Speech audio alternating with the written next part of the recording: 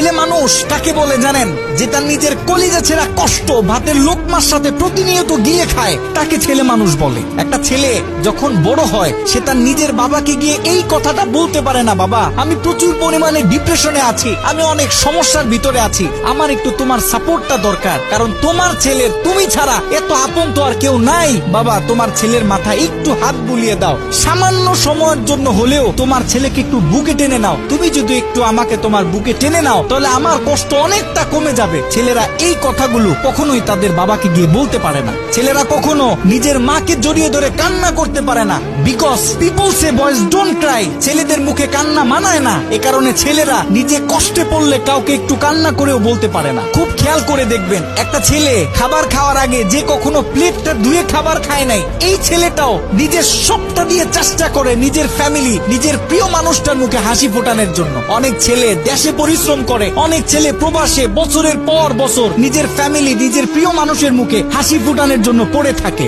দিন শেষে ছেলেদের মুখে হাসি ফোটানোর মতো কাউকে পাওয়া যায় না। আমি মনে করি boys are the best actor in the world. এই পৃথিবীতে ছেলেরা হচ্ছে সব থেকে বড় অভিনেতা, কারণ ছেলেরা নিজেদের বুকে হাজারো লক্ষ কষ্ট পুঁতে রেখেও মুখে হাসি নিয়ে চলে, কারণ সে জানে আজকে আমি যদি ভেঙে পড়ি তাহলে আমার পুরো ফ্যামিলিটা অস্তিত্বহীন হয়ে যাবে।